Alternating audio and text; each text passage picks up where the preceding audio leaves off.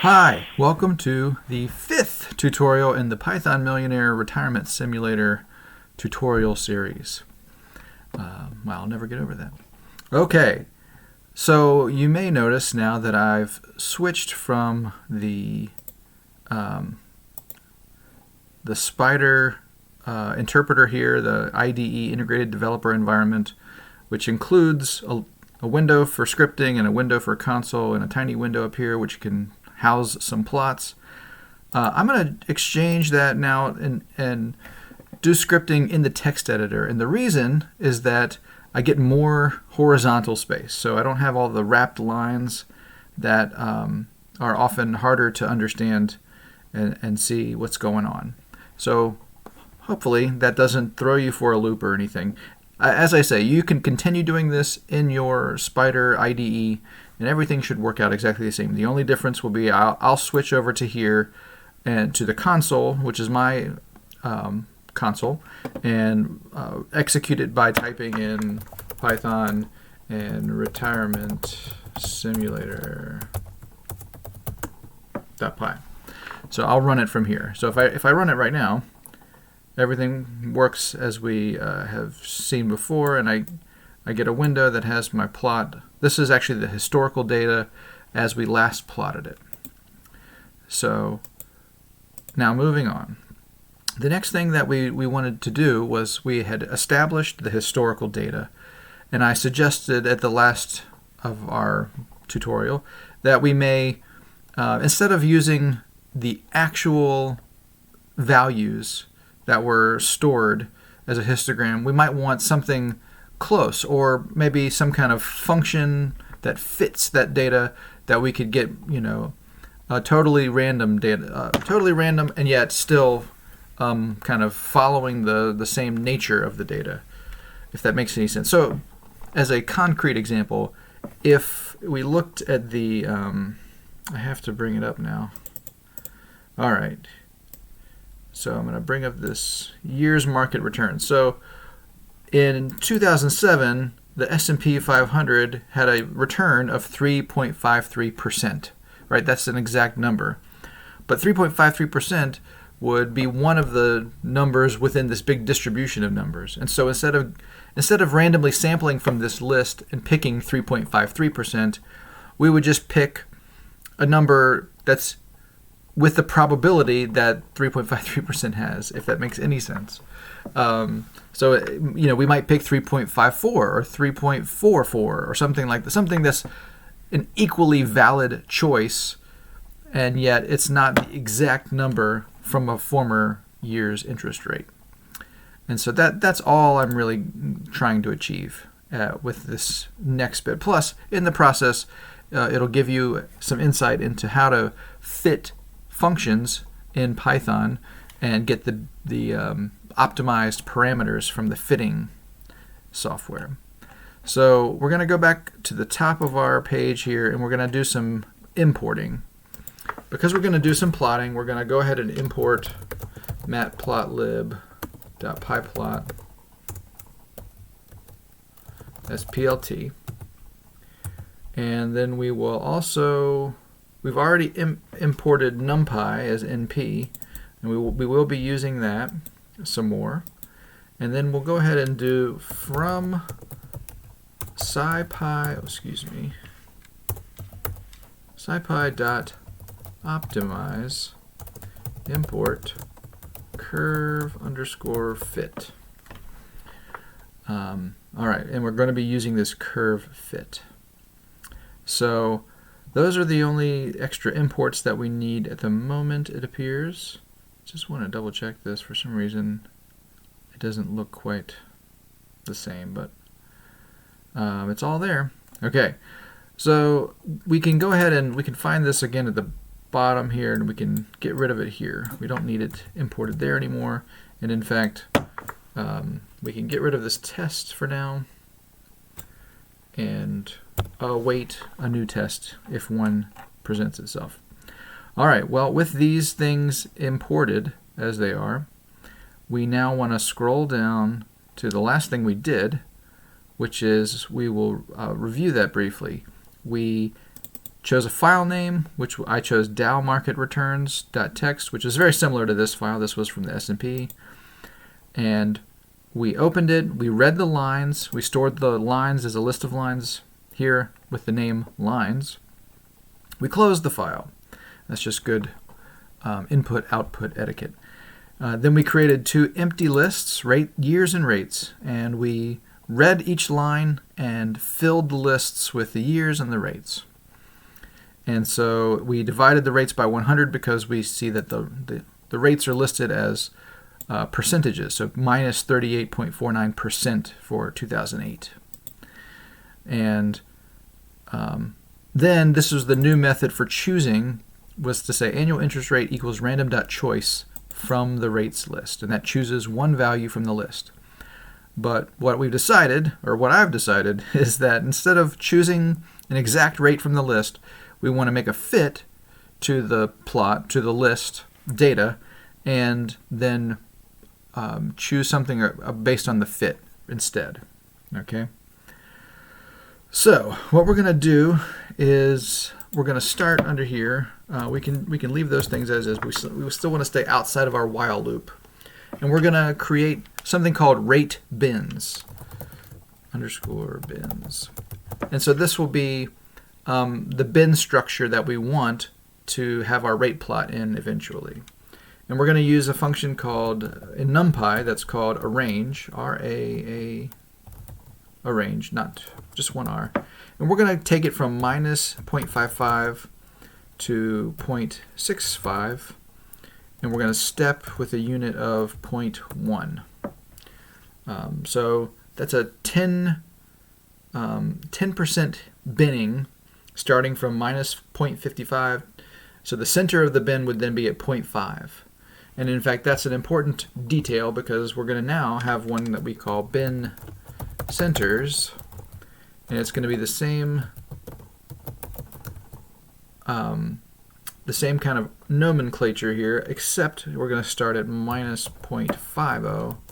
We'll still go to 0.65, and we'll still have 0.1. And the reason is that it'll just exclude this 0.65. In fact, if we wanted to, we could go to 0.7, but there is no bin center at 0.7. The last bin center is at 0.6. And so these bin centers start at 0.5, minus 0.5, and go to 0.6. And this is an important bit of architecture here because with the way that Python deals with histograms, you have a number of bins. So if you think of a bin being like this, it has a left side and a right side. But then this would be the right side. Well, it's my right. The right side is also, for the next bin over, the right side here is the left side of the next bin. And that works as far as you get to the very end of the structure. And so for 10 bins, you would have 11 bin edges. And so there's always going to be one more edge than there is the number of bins. And so that's what we've set up here, is to have bins, and then we've got the bin centers so that there's one less bin center than there is bin edges. Okay. Hopefully that makes sense. If it doesn't, you'll pick it up over time. So the next thing we're going to do is what we did here at the bottom. I'll copy, and I erased it already, so I just have to rewrite it. It's fine. So in fact, we plotted the histogram, and if you remember, we just wrote plot.hist, and that's totally fine to do that. However, plot.hist will return 3 values, and so if you don't store those values anywhere, they may either go to the screen or they may just fall off the face of the earth, as far as anyone cares. We're going to capture those values this time and give them some sort of meaningful names.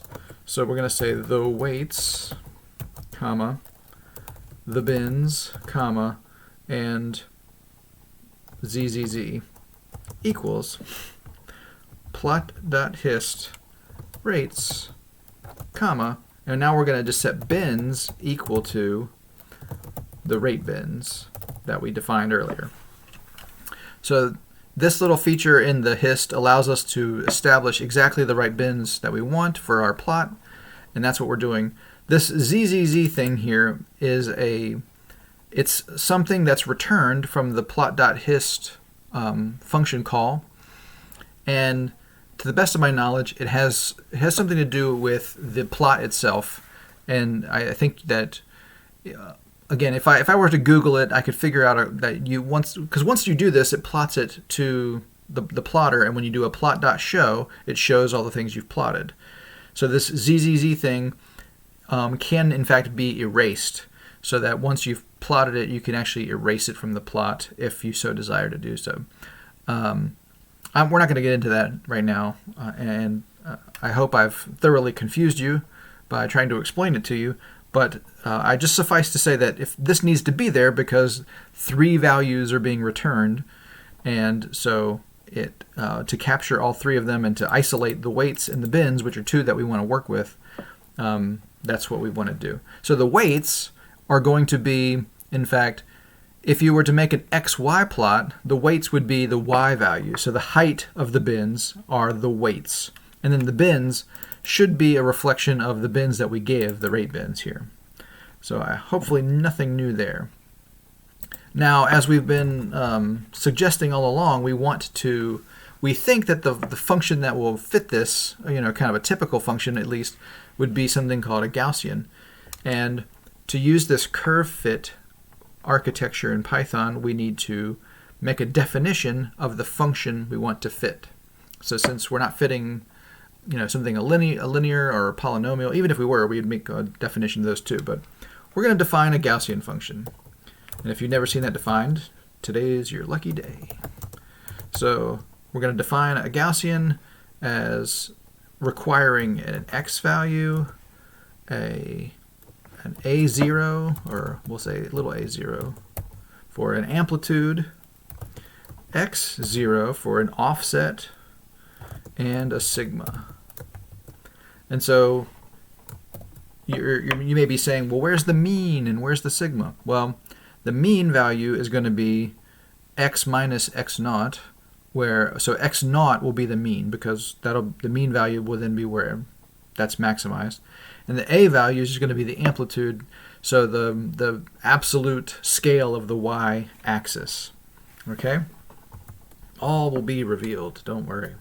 So we want to return, now this is the actual function, a0 times mp.exp minus parenthesis x minus x0 to the power 2 divided by new parentheses 2 times sigma squared.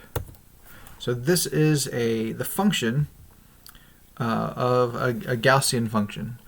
And I would encourage you to look this up and verify this for yourself. Never take someone's word for it absolutely.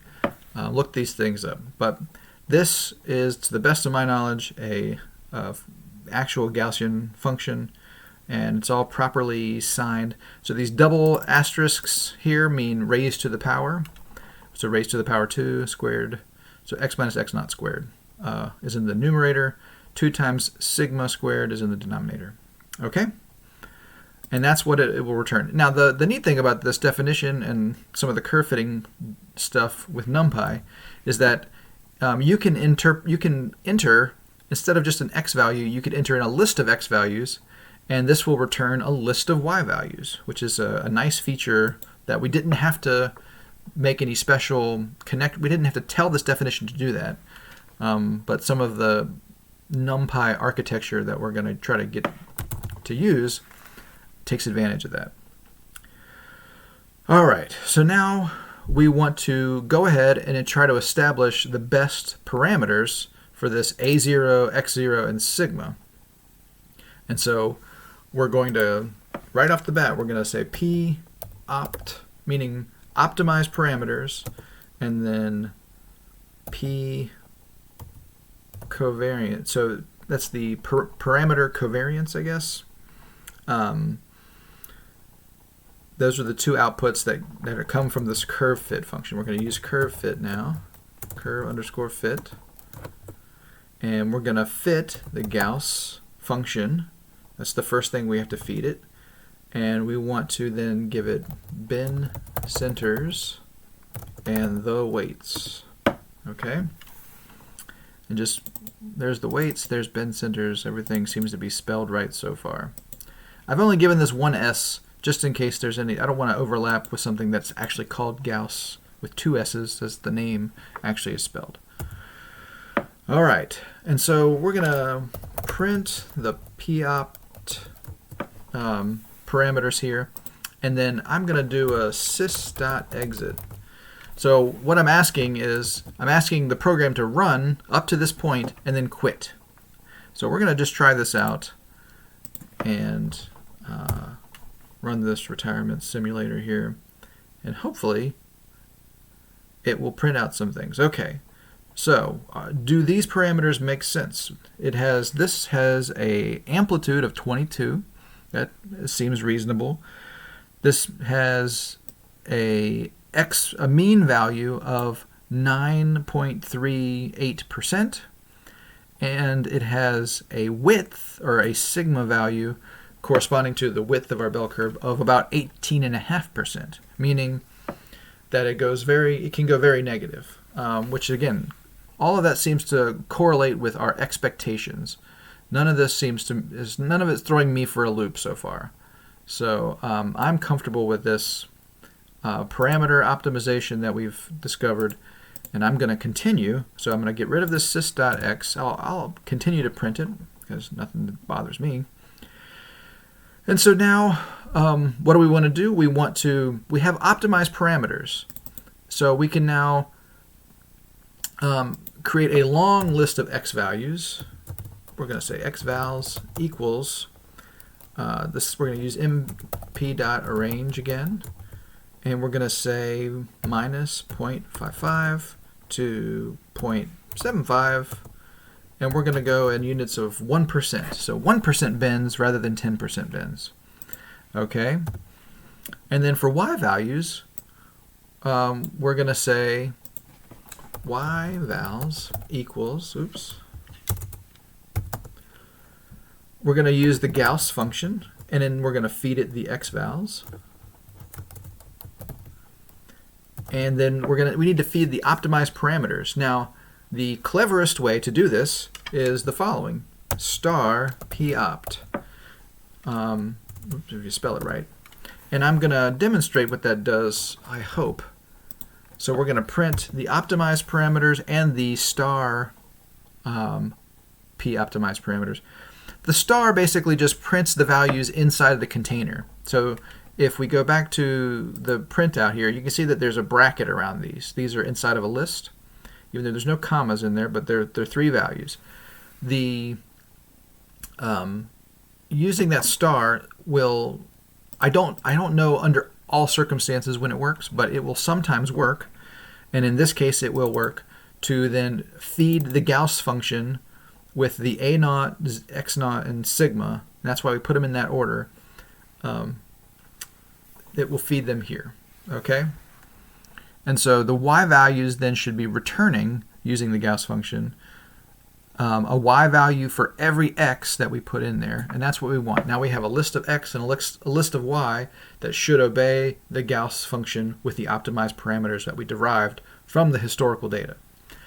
And now we can plot. So we can say plt.plot x vals, comma y vals, and plot.show, and we'll go ahead and do a sys.exit again. So we'll save that, and we'll go back here, and we'll run the retirement simulator again. Okay, so now what do we see? We see our original histogram. This is the historic data. And we see this nice smooth yellow, or I'm sorry, orange curve. And this smooth orange curve is much more refined than our data, and yet it follows the form of our data very well. You might complain that, oh, it's not fitting too great over here, or obviously, but this would be a case where if we had 1,000 years of data, we'd get a much better fit, perhaps. Okay, and from my scientific background, I would look at this and say, this is a pretty good fit using this function to this data. And so what we're left with now is a good fit to the data.